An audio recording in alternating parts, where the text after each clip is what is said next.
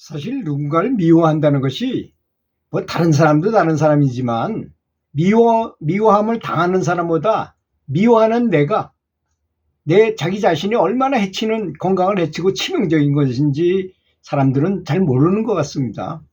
미운 생각을 하고 나면 참회하고 염불 하면서 감사하라는, 오히려 감사하라, 그런 사람한테 스승도 해줄 수 없는 걸 해주는 사람이잖아요. 나를 미워하게끔 화를 나게끔 해가지고 나를 교육시키는 역할을 하는 사람이니까 오히려 감사라는 가르침을 까맣게 잊고 있었던 것입니다. 그러기는 며칠이나 지나서 내가 이렇게 남을 미워하고 이렇게 살다가는 내가 먼저 죽겠구나 하는 생각이 들어서 아침 일찍 일어나서 뒷산에 등산을 갔습니다. 새벽에 시원한 공기에 산길을 오르면서 계속 나무의 아비타불을 발걸음에 맞춰가지고 걸음수에다 맞춰서 리듬에 맞춰가지고 이운이 문득 깨닫게 됩니다. 어떤 이유로든 마음에 독을 품으면 안 되는 것이구나. 깊이 참회부터 먼저 하고 염불하라는 경전에 부처님 가르침을 내가 잊고 있었던 것이었습니다. 그 생각이 드는 즉시 그 자리에 서서 눈물이 팍 쏟아지도록 일심으로 참회 염불을 했습니다.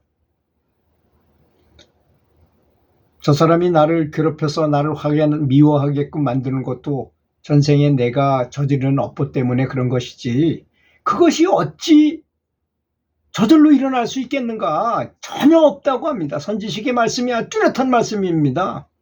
낙엽이 하나 쭉 떨어지는 것도 다 인연 때문에 떨어지는 것이고, 저 사람이 미워하게 된 것도 전생에 내가 그렇게 했기 때문에 그 사람도 나한테 그렇게 하는 그런 상황에 와서, 원수는 외나무 다리에 맞는다고 하잖아요.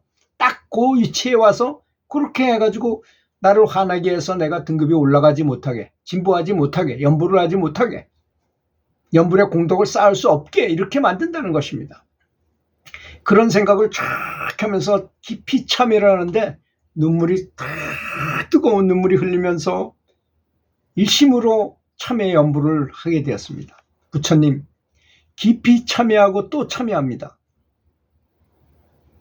따지고 보면 모든 잘못은 저에게 있었습니다. 부처님, 저를 화나게 한 그 사람을 미워하지 않게 되도록 반드시 저를 좀 도와주시옵소서. 얼마나 되는지를 모를 시간 동안 나는 그 자리에 못 박은 듯 서가지고 진심을 다한 염불 기도를 했습니다. 아무도 없는 산속에서 혼자 서서 진심으로 마음을 모아 나의 잘못을 참회했고, 그때 나는 생전 처음으로 부처님께서 바로 내 앞에, 눈앞에 서서 자비롭게 웃고 계신 듯한 생각이 들었어요. 정말로 부처님이 앞에 계신 것 같은 느낌을 받았어요. 그렇게 참여했더니. 그리고 계속 염불하면서 산 꼭대기로 계속 올라갔습니다.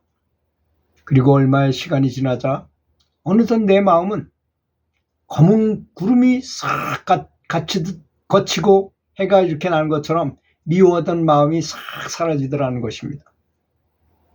마음이 너무나 평화롭고 자비로 가득 참을 느꼈습니다. 여러분, 화가 나거나 미웠거나 누가 미워지거나 이럴 때는 반드시 산을 올라가세요. 저는 많이 해봤습니다. 너무 마음이 괴롭고 힘들 때, 제 딸 자식이 죽어가지고 굉장히 마음이 괴로울 때 정말 참을 수 없이 괴롭더라고요. 또 사람이 나를 배신해가지고 참 굉장히 힘들게 만들었을 때도 산을 찾았어요. 산을 찾으면서 염불을 하면서 내가 그를 미워하지 않게 해달라고 염불을 했습니다. 기도했습니다. 그랬더니 마음이 너무도 참 평화롭고 자비로 가득 참을 느꼈습니다. 마음이 지극히 괴롭고 증오에 가득 찼던 나의 마음을 부처님께서 이렇게 은총으로 가피하셨던 것입니다.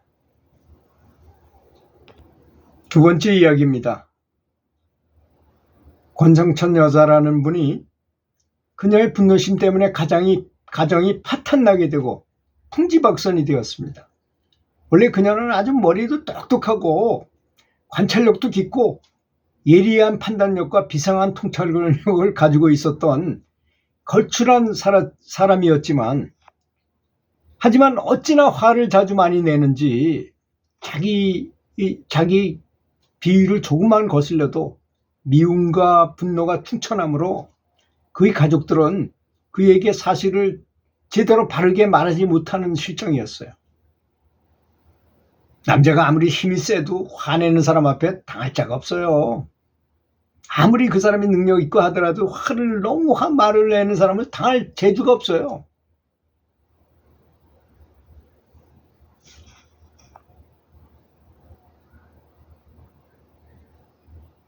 그는 평상시에는 아주 똑똑하고 판단력이 뛰어났지만 이 화가 났다면 그 반대가 되어버려가지고 그야말로 눈에 뵈는 게 없어진다는 것입니다.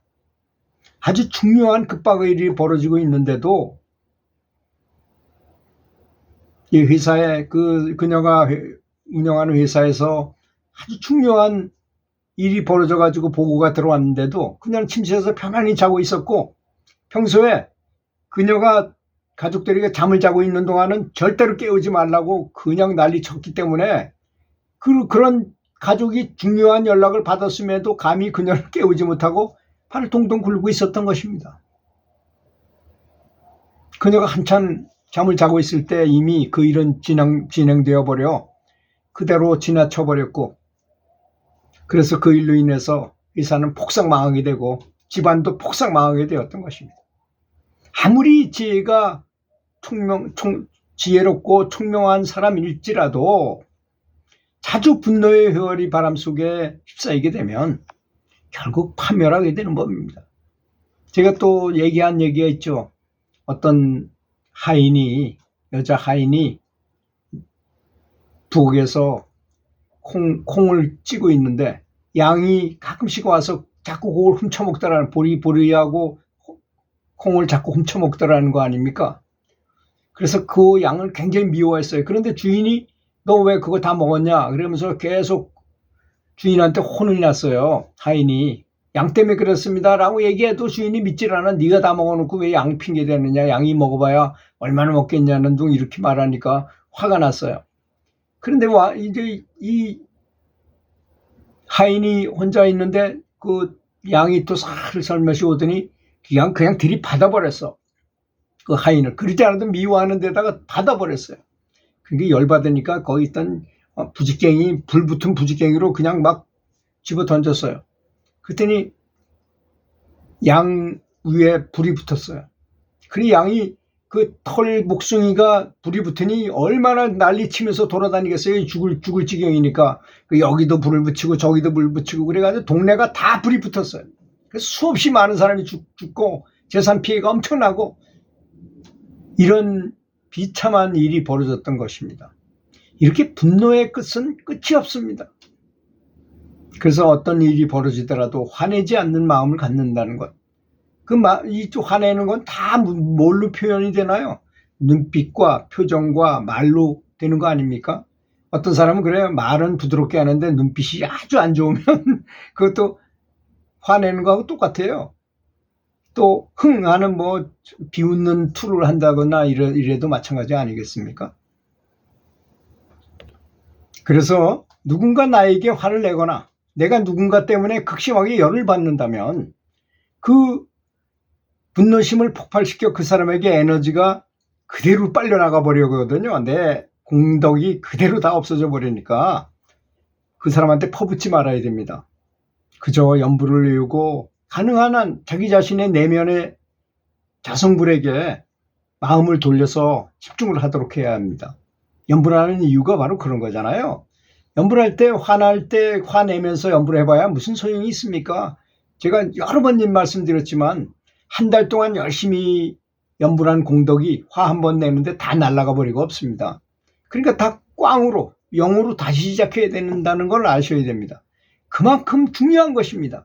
그래서 30년 동안 염불해도 어떤 체험이 없다고 말하는 것은 이런 사실을 몰라서 그런 것입니다. 제가 선지식으로부터 5년 동안 공부하면서 들은 말 중에 가장 충격적인 말이 바로 이런 거였습니다. 한 번 화를 내면 한 달치 공덕이 그대로 없어진다. 반대로 내가 다른 사람이 잘 되도록 기도하고 회양을 하면 되로 주고 말로 받을 수 있다는 걸 또 알아야 된다는 것입니다.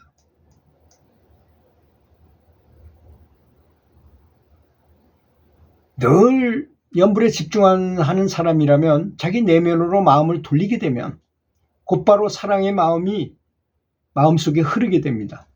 그러면 어려울 것 같은 분노심을 잊을 수 있습니다. 그걸 많이 훈련을 해야 됩니다. 보통 그런 어려운 환경이 오면 내 자신으로 돌려서 염불을 할 것이라는 것입니다. 그러면 분노심은 사라지고 정말 내가 염불할 때 그 정상적인 침착한 고요한 마음으로 다시 돌아오게 될 것이라고 믿습니다. 들어주셔서 감사합니다.